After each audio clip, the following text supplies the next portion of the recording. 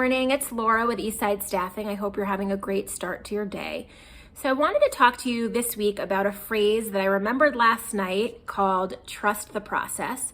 I was on Clubhouse and talking to my friend Jenny, who's in HR technology. We were talking about the power of following a process in recruiting. And I remember a few years ago, I was working with a client and we said, we've got to trust the process. She loved the phrase so much, I actually sent her a mug with this on it. So if she's seeing this, I'm sure she'll smile. The idea is that often in recruiting, we're talking about metrics, KPIs, data, technology, all important things. But we're probably not speaking enough about the power of following a really systematic hiring process.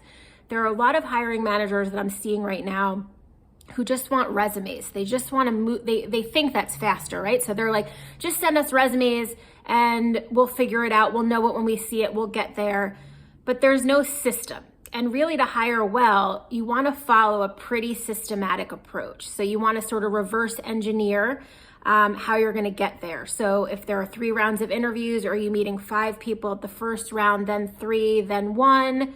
What's the timeline on that? Have the interviewers been trained? Are they given by the recruiting team a competency-based interview guide? Do they know how that works? Have they been trained on being fair and equitable, how to provide a good candidate experience? There are steps, and even if it's things like we promise to give candidates feedback within 48 hours of the interview, those have to be on the calendar and followed. And it's not to be kind of neurotic and type A, though many of us in recruiting suffer from that. I really what it's about is trusting a process so that we can get to the end result in a much faster, much easier way.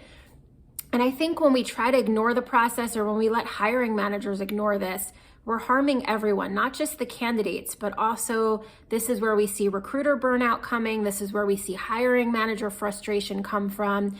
So let your recruiting experts help you with a process. Be really detailed about it. Schedule things on your calendar. A good recruiting partner can help you reverse engineer where you want to go. So you can even start with, when do we want someone to start?